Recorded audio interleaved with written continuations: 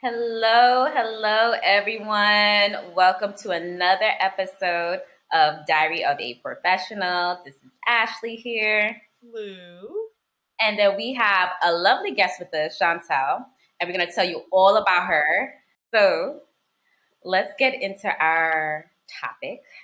Chantel Pipkin here is a certified doula, certified birth educator, owner of the Womb Sister. And we really wanted to speak with her today and put y'all on today because we really need to discuss other avenues of care in maternal child health. So I want to keep it basics for the people who do not know, because I feel like when I switched over to maternal child health, I didn't really have that much knowledge on doulas and the support. I was just like, okay, this is a person here that's doing amazing work. Hi. Like, I feel like we're not privy to that knowledge right away. I feel like that's something we had kind of have to like research into. So first and foremost, keeping it basic. I have so many questions off rip. I do. Yeah. I want, in your role, when do you step in? Like, what part of the process? Like, okay, I found out I'm pregnant today. When do I call the womb sister? Okay, the best time to call me, I always tell people to call me when you at least hit 12 to 13 weeks, just because we all know that those first 12 weeks is really crucial during a pregnancy. You don't know if your baby's going to stay. I hate putting it like that, but it's the truth. So for the first 3 months, we kind of tell you to just sit and bask in the glory of possibly being pregnant. But once you kind of know for a fact that you are pregnant, I say the earlier you book a doula, the better. It really is, because it's all about a bonding experience. And I get people all the time who'll call me at like 34 weeks, 30 weeks. It is very hard to kind of connect, help them fix things and everything when it's kind of very little bit of time. But I say the earlier the better. So 4 months, 3 months, 5 months is really good. But hey, if it is 6 months and after, it's still good. But it just takes away, because I have steps that I follow for each and every client. Right. That makes sense. Because, it's a relationship that you're building. So, especially before things get real into the thick of it, like, to get to know each other. I like that. Yeah, because like, for instance, I usually do 2 set visits, like 2 main visits. For most doulas will give you 2 main sessions. And I just realized it's not enough, because I'm giving you so much information the first session. Even though it's supposed to be like an hour, it usually goes on for 2 hours to 3 hours. Then afterwards, the second visit, I'm doing birth positions, breathing techniques and stuff. So it's not enough. So what I do is I do 2 main visits, and then I do 3 wellness visits. And those 3 wellness visits, I add hypnobirth. So we could go over mental. I help them do birth planning. And then we talk about fears and how to get over that and stuff. So those 5 visits is better. But if you call me and you're like 34 weeks and you go into labor around 40 weeks, which you can go into labor around 38, you're giving me 2 weeks to 4 weeks to cram everything in. So the earlier, the better. Understood. And like, it's interesting because many women have like a birth plan. We have a birth plan. We want it to go X, Y, and Z. And I know sometimes in the hospital world, it's like, okay, this woman, she has a birth plan. I don't know about that, but we're going to do what we're going to do. And like, can you tell me how kind of like you navigate like helping women with their birthing plans when it comes to being in a hospital setting? Well, what I do in general with all my clients, I give them a set birth plan kind of outlet. Like during our first session, I give them a whole bunch of information, and then I end our session with giving them like a birth plan to go through. A lot of women don't even know what their options are. So they don't know what a delayed cord clamping is. They don't know if they could say no to something or yes to something. So I give them a birth plan to sit at home with, so they can sit here and go. Because if you sit and go through a birth plan, the birth plan is going to give you questions and stuff that you want. And then they're going to sit there and they're going to be looking at it and they're going to say, wait a minute, What is birth? What is birth clamping? What's delayed cord clamping? Oh, what's this birth position? And they start asking questions. And that's how you start to take charge of your own birth. You start asking questions, and then I tell them to put the questions to the side and everything. And then during our next visit, they come to me. What's this? What's that? And then I have to incorporate, okay, well, this is what you want. Let me tell you, since you're having a hospital birth, this is what they do in the hospital. You can ask for this, but you might only get this if your pregnancy, this labor is going safe and all this other stuff, you know, because there's some interventions. So how I navigate with that is the earlier, the better. We try to stay in charge of our birth. We try to know what you can expect, what your options are. And then I'm not going to lie to you. With all my clients, I tell us we got to labor as long as possible at home before we go into the hospital. At the end of the day, you go into the hospital. Sometimes, especially in New York, some of our hospitals are overfilled. The nurses are burnt out. So, you know, you're supposed to have 2 to 3 patients. And instead, some of them, I've been in places where they've had 5. And if they're watching 5 different women all going through different stages of labor, they're going to get to a point where they're like, no. Just take the epidural. No. Rush you. And they get annoyed at times. So this is why I tell women, you don't need to go into the hospital when you're in early labor, because they're not going to be able to dedicate that time to you. You need to go into the hospital when things are moving and shaking. So I'm not against medicine, because there's doulas. There are doulas who's like, if you're doing a medicated birth, I don't want no parts of it. I'm a woman. I believe in all choices and everything. And I'm here to support all. I'm just here to educate you properly so you can have a successful birth story. So, you know, the more information, the more time we can really focus on that. We'll labor at home as long as possible, at least until we can get you into fully active labor. And then we'll go into the hospital with a birth plan too. I know some nurses might be looking at that birth plan like, girl, bye. And I'm like, everybody deserves to have their options. If homegirl says she wants a delayed cord clamping and that baby's doing fine, we're going to delay this cord, okay? And that's it. Agreed. So, like, I know with, you know, especially post-COVID or whatever, are you usually physically there, or, you know, do they allow, you know, let's say if it's the father or the, you know, the other parents and you, like, have you found, you know, limitations? Post-COVID, you used to be able to have your partner and your mom, and then you would have a doula as well. During COVID, they were trying to they got rid of doulas. They got rid of your mom, and they basically told you could only have one support person. We fought that.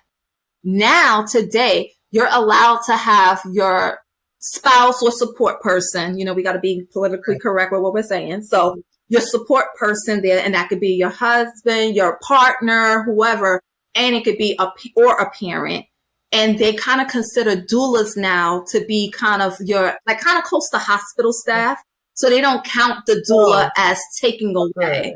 So, but regardless, your doula is able to be present. What they do want now is that for all doulas to be certified, because back then you didn't have to be certified. You needed to be trained. So now they want you to come to the hospital with your certification. And as long as you have that, you're able to be considered as kind of like the hospital staff in a way for that person. And then they're able to have at least one. Some hospitals will let you have 2. So I think it's good for us to try to start getting our mamas back in the room. It makes a difference. It really does. So we try to fight for that. But for the most part, I'm starting to see moms at birth center births and definitely at a home birth. But birth center and home births are non-medicated. Okay.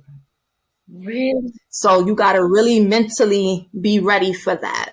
And I try to tell my friends this too, because I got a couple of friends, we all getting older and they're all ready to pop out these babies. And they're like, I'm doing a home birth or a birth center birth. My mama need to be there. And I'm with it. But I tell them all the time, if you're doing this, you need to know birth center, home birth, no medication. If you're at a birth center, you might get nitrous oxide. But the only way you are able to get an epidural and have that pain management is if you're in a hospital.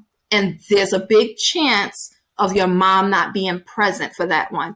But as a doula, I try to incorporate stuff to make everybody feel comfortable. So I tell them, bring an iPad. And they're looking at me like, what? I'm like, birth at home as long as possible. Have your mother in the house. She'll be here, help us labor, do everything and stuff. When it's getting too active, we'll go to the hospital.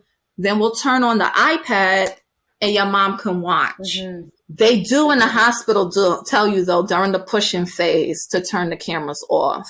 But at least mom can be a little bit more present and active, and there's not too much detachment. I am hoping that within at least maybe in 2023, we can start to get moms or whoever else, sisters, moms, aunties, back inside the labor and delivery room in the hospital. Right. Mm-hmm. Okay, that was information for me. Like, I always like envision myself in a birthing center, but with no medication, I'm like, oh wow. Ooh. Birthing center is nitrous oxide, though. Nitrous oxide. Do you know laughing gas? Yeah, like at the dentist, right? Yes. So you're not going to be sitting over here like hee hee hee hoo, hoo, hoo, and all this other stuff, but it kind of gets you a little bit of pain relief in a way.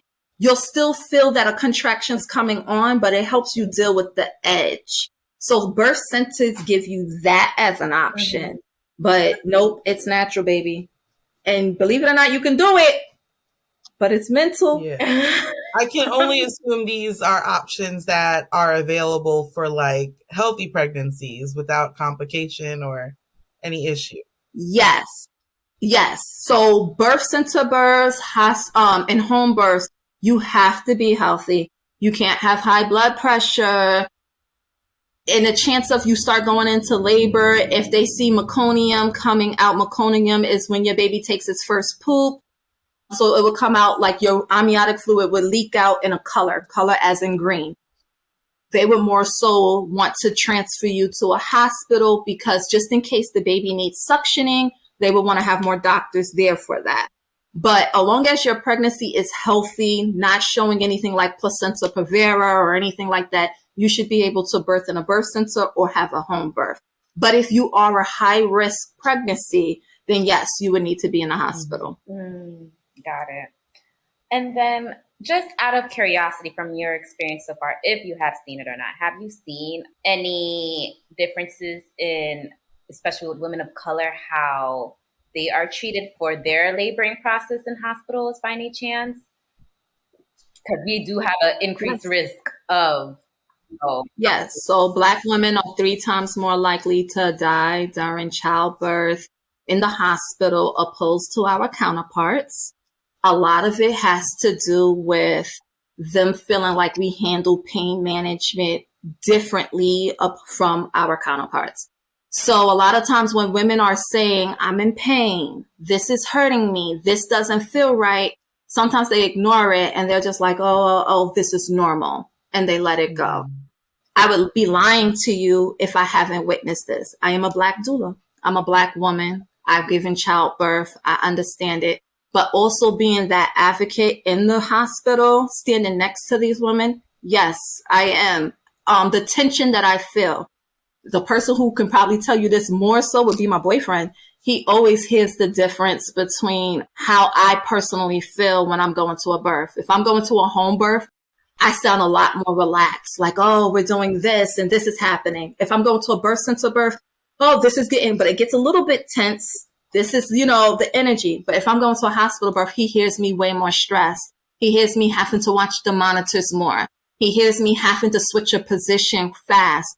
I'm going to just be honest, like, it's easy for them to just hurry up and give a cesarean and, everything is it's kind of like everything is okay, opposed to really sitting down and allowing women to labor. They don't want to do it. They don't. And we do feel a difference in the energy, the way we're treated, the way we're looked at. They look at us differently opposed to what kind of insurance we carry or have. So some people say, is it necessary to have a doula? I sometimes don't like answering that question because I'm a doula. and I don't feel like they're going to take my opinion to heart. But I would just say, as a Black woman laboring, it is so important for us to know our options. It's so important to have somebody who looks like you, understand the medical terminology and what's to take place, look at you and say to you, this is an emergency. This is wrong. This is right. So I do feel like it's a necessary thing, but the tension is real. It really is real. And the only thing I could possibly say is I feel like it's getting a little bit better since it's now talked about on TV. You're seeing it more. I love getting women contacting me who actually are now doing research. We weren't doing research. We was just listening to what our moms, aunties, and cousins was saying. And what a lot of us don't understand is our mom, cousins, and aunties have been through trauma. Yes. And sometimes we get used to dealing with trauma to the point that we make it seem like it's normal. Right. And it's not normal. So with that being said, I do think it's necessary. I'm going to be real with you. I didn't have one. And I'm going to say this. My mom had trauma. She had trauma to the point of where she told me her traumas. I was scared during my birth. My mom told me, don't go to the hospital early because they're going to mess with you and they're going to treat you this way. And she said, and you're going to have to get cut because of this. And me today say that is trauma.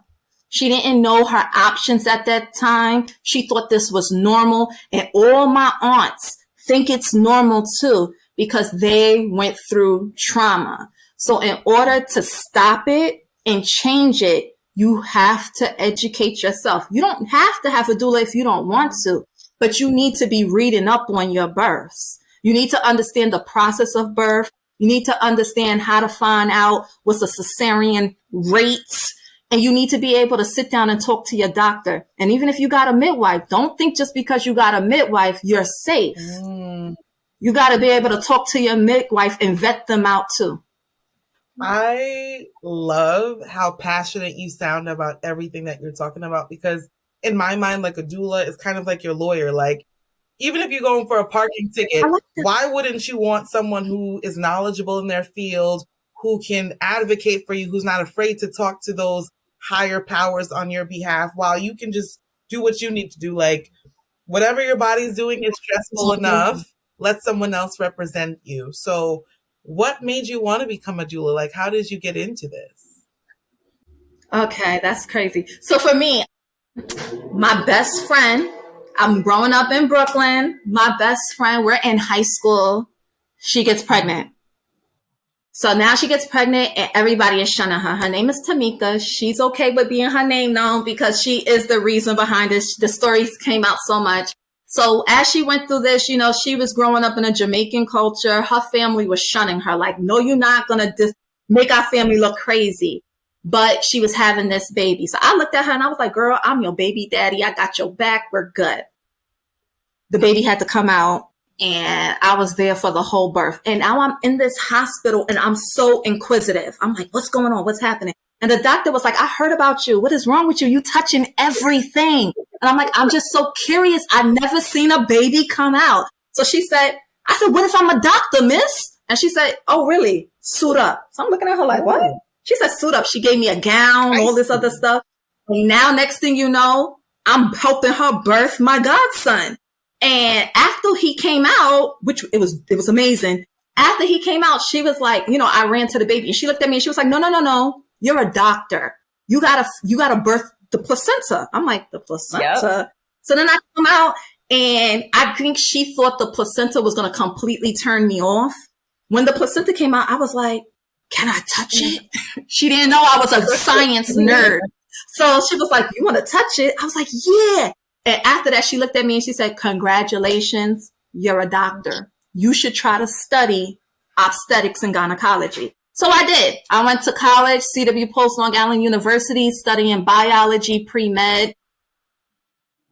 And my journey just became hard because I grew up with a single mom and private universities cost tons and tons of dollars. I got up to my third year of college and my grandmother, God rest her soul, she was like, Chantel, your student loans is becoming like my mortgage. I'm done. Yeah. So after that, I had to study at a CUNY school. I went to York College and I switched it to community health. I wasn't happy. I just wasn't happy. It wasn't birth, and birth truly makes me happy. So then one day, you know, I became a mom. I got married, became a mom, all that stuff. And one day I was just like, I felt like I was losing myself. And I said, Chantel, you got to find something that's going to make you happy. What is it? And I kid you not, the first thing that came to my mind was birth. So I started looking up entry-level jobs to birth, and I found the word doula. I was like, what is a doula? So I looked it up, and when they, you know, described doula, I was like, I could do that in my sleep. Yeah. I still didn't do it. Going through trials and tribulations, I still didn't do it. 3 years later, I found myself a single mom, figuring out my life and just feeling like I was losing myself as a woman, my individuality and everything. And I'm not going to lie, I risked rent and everything. I signed up for a doula course. I came back out and I was feeling so passionate about it. And I remember just going to work every day like, I need a name. I need a name. And all my friends was like, you sister hands, you're womb this. I was like, that don't sound right. And finally, womb sister came. And since 2017, I've been the womb sister. And I haven't stopped. I just wanted to be taken seriously. I felt like it was important to be taken seriously because I'm a Black woman. So I feel like we need to have top service. You know what I'm saying? Like, I'm tired of seeing, like, you, just because you're Black don't mean that you get something short. You don't get some knockoff or anything. You were worth something equally on the top shelf. So I made sure I went and got my LLC. I made sure I went and got the insurance. I take tons of classes. When I do things, I make sure that it's done well. That's big with me. Like, I do placenta encapsulation. I don't give people stuff in mason jars. I give it to them in pill bottles and I seal it up properly. I make sure that my logo is on stuff. I went above and beyond to fix the website because I want people to come at it and say, I got my money's worth and I got something that was top shelf. The same way you would want it if you was white, purple, blue, black, whatever, top shelf. I wanted my people to be able to look at something and feel like they were proud. So I take pride in what I do. And if I can't take pride in it, I don't do it. Mm. It sounds like it called you. You didn't even go looking for it. Like, who? Nope. I think that's the difference a lot of times with a lot of birth workers too. Shoot, y'all gonna show this? Boy, the shade gonna come, but they know me. I'm very outspoken and I'm not scared. I said what I said. A lot of people sometimes do it just because it seems good or it's like kind of like, you know, the vibe and all this other stuff. Birth work called me. This was my passion. Regardless of if I was a doula, a midwife, or a doctor, this is something that I was going to do. And sometimes just dealing with the hospital or just dealing with the whole racism thing and all this other stuff, I still feel like I'm not doing my part. So I do think within like another year or so, I'm going to go back to school and become a full-blown midwife. The goal is to open up a birth center. New York and New Jersey just don't have enough. So I hope for in the tri-state area to be able to open up a facility so you see somebody who looks like you, understand where you're coming from, and you can really benefit from it. I love that. I'm going to manifest that for you too, girl. Yes. Thank you. Please do. Please do. That sounds amazing. I hope to be in that facility giving birth. I do. Yes. Yes. Yeah. Absolutely. I love that. Oh, I love, like, it feels like one of those things that, like, you don't really realize you need it until you either had that, you know, situation happen, or you've seen other people have amazing, successful outcomes with doulas. Like, I have twins or whatever, but this was like 9-10 years ago. Amazing. I've had complications because I had a short cervix and later on was preeclamptic. Thank God they made it 38 weeks. They never saw the NICU or anything like that. Amazing. And I'm also a nurse. So it's like I have a level of education with school. It's not my specialty, but you learn a little something, but you still don't know what you don't know. You know what I mean? It's different when it's you. Yes. You know, like for instance, I'm good at fixing everybody else around me. Like, oh, this is wrong, take this. Oh, you got to do it this way and stuff. But when I'm actually sick, I become somebody completely different. Things just kind of go over the head and you treat yourself completely different. So I just say like exactly what you just said, you know, it is different. You don't know you need it until you kind of hear somebody else or you see somebody doing it or you kind of witness some type of trauma and you're like, you know what, maybe this would be great. There's so many times I've done 79 births now. And it's so many times where I get women all the time, third time moms, second time moms. I get a lot of first time moms, but it always hits me when it's a second time or third time mom. And I ask everybody, why do you want a doula? Because it tells you what they're looking for in their birth.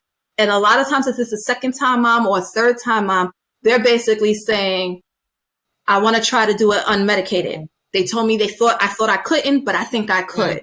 Or it's more so like I didn't like the way I was being treated or I didn't feel necessarily heard or nobody told me that I could have did it this way. So this is why I want a doula. And you'd be surprised. I don't always get support from dads. Dads aren't always happy to have me around. I wanted to ask about that too. I wanted to ask about the dynamics between now you and the partner or the father now. Do they feel like you're taking away from them or do they feel like, you know, this is all a collaborative effort for this woman who is laboring right now? I'm always curious about that dynamic too as someone.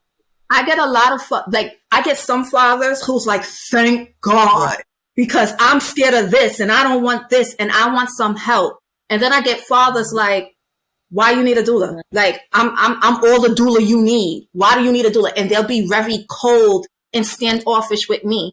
And I try to let them know, I am no way, shape, or form here to replace you. I did not make this baby. I'm not trying to be this baby's daddy. I cannot replace you. You have a strong place in this birth room and in this world pertaining to your child and your spouse. There's no place I'm trying to do this. What I'm trying to do is be your Robin. You're Batman. I'm trying to be your Robin and help make sure that this birth is successful.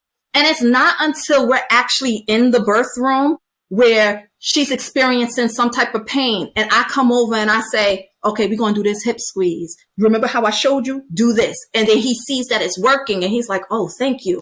Or I'm sitting over here and I'm like, go up top. And when I mean up top, it's like, you know, head up, hug her, kiss her, tell her you're proud of her. Go get the ice chips. Give her some ice. Keep her head cool. I'm going to sit here down here and make sure that she's not feeling as much pain and watch this baby's heart rate. And together as a team, we're going to make it work. There's so many times I had dads who were against me. And then after the birth, they're like, thank you. Like, I couldn't believe it. Thank you. And then also with the culture, there's a lot of times, especially if they're African, I get a lot of African parents who don't want me around.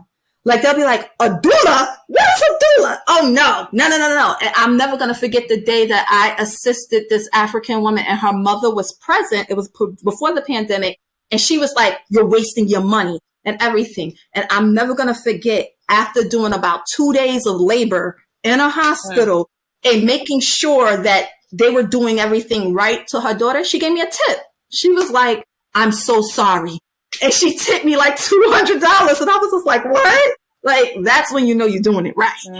So I find that so odd because I feel like in like those kind of cultures, in my mind, like, you know how it takes a village to raise a child? Like, it would seem like it would take a village to birth a child and that they would be open to it. But wow. Some are, but in their heads, when they think about village, they're thinking about aunties, mom, and everything else. And I think in overall, when somebody says, I hired a doula to help me with my childbirth, everybody is thinking about, so then where do I go? Does that mean that I can't come? Does that mean that I'm not important? Because grandma wants to be grandma and the mother to you. Your partner wants to be your spouse and know that they're there. So when you say I hired somebody, sometimes they're all thinking about, I don't have no existence in this at all. And I'll be telling them, like, the more family y'all got, the better for me, baby. Right. Like, I don't want to replace y'all. Come and help. Yeah. Give me all the help. And so it's actually, it's helpful. So you'd be surprised. You got to be strong to get through it all. That's why I look at when people tell me they're birth workers, I'm like, tell me some more. What you really about? I hear that. I hear that. Can you tell us more too about your like placenta encapsulation too as well? Like I don't think people really know about that part too as well. No, people think it's cannibalism. That's what they think. A lot of people's like, you just eating it's cannibalism. I have this Italian woman right now. She booked me for placenta encapsulation, and everybody thinks she's crazy. Nobody wants to touch it, and it's in a cooler. Nobody wants to touch it because they're like, ugh. So pretty much during your third trimester, your body, God, when he created this whole body makeup, he knew what he was doing, right?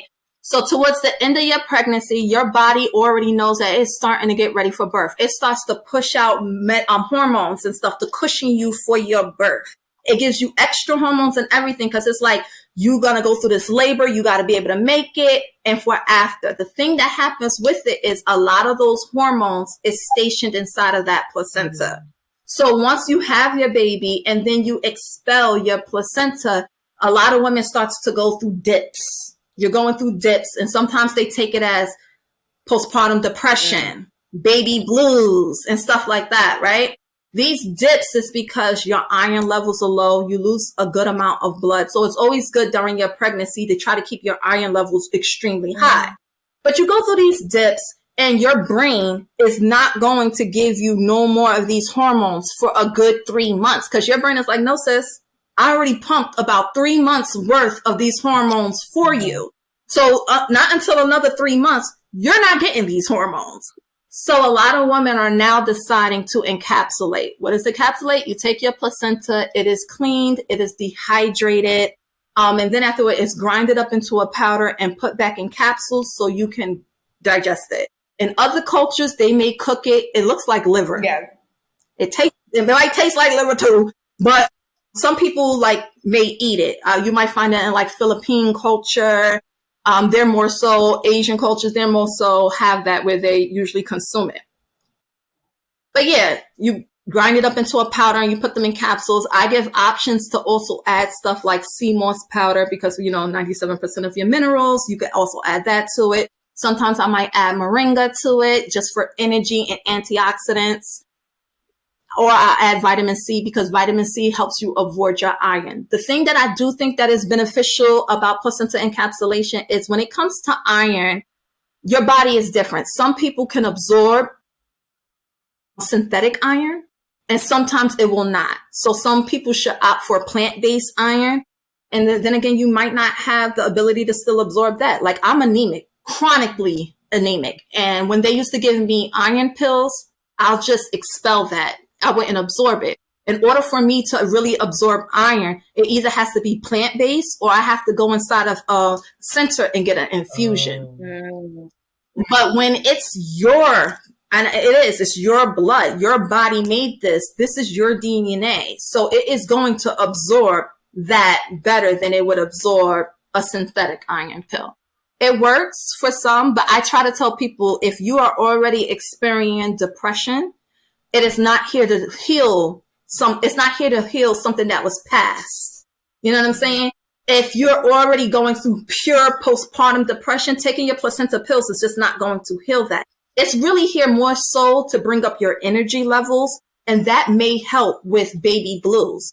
But in overall, the same way people put a lot of planning into their birth, labor, you have to put a lot of planning into your postpartum. Most of your postpartum depression comes from being overwhelmed. And the society that we live in, they tell us to get up and come back to work within 6 to 8 weeks after having a baby. Whereas if you look at other countries and other cultures, they're allowing you a year and 6 months, a year and more time. Whereas in New York, New Jersey, they're saying, oh, you just had your baby, 6 weeks, come back to work. Oh, you had a cesarean? Okay, 8 weeks, come back to work. That's not ideal. It's not ideal. In order for your uterus to heal with a vaginal birth, it takes a year. In order for your uterus to heal after cesarean, it takes 2 years. So we need to be a little bit more crucial about that. You need to plan on how you're getting your meals. You need to plan on how's your house going to get clean. You need to plan on who's going to come and watch your baby a little bit so you can get some actual sleep. So I am a good advocate for placenta encapsulation. I just try to tell everybody, don't think that you encapsulate your pills and that this is going to heal the problems of postpartum. Right. In order to get on top of postpartum, you have to plan for it.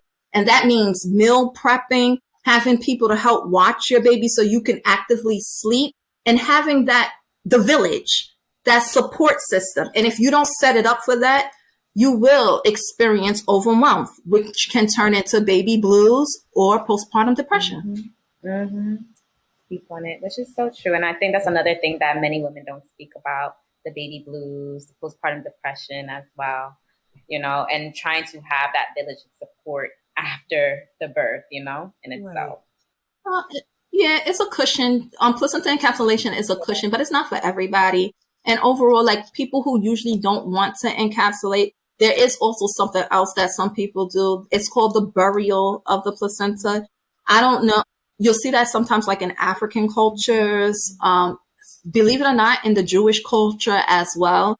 They kind of like bury the placenta. You find a sacred place to you. Like, I guess if you have a family house or just the area that you like, you dig up and you bury your placenta, and it's kind of like giving back to the earth, to the universe, giving back to God and stuff, and just basically saying, because the placenta is supposed to be something created as sacred, nourishing, beautiful, because it filtered your body. It filtered your baby's system. It helped keep your baby alive. It was nourishment. So sometimes some people may consume it, and other people might just say, as spiritually or just to give back to God or whatever else, we're going to bury this placenta and say thank you. I think it's cute to bury the placenta and then plant a tree or something. If you have your own home, then kind of name it like this. So then later on you can say that's to the baby, that's your tree or something, But I think that's even better. Absolutely. I love that. So let us know where we can find you. Let us know. Yeah, because we're looking, when it's time to look for that birthing center, we got to know where to go. Yes, exactly. For me. So where can you find me? You'll find me, seriously, like I said, I went over and beyond to make sure that I was able to be found. So you'll find me as The Womb Sister or Womb Sister. My website is www.womb-sister.com.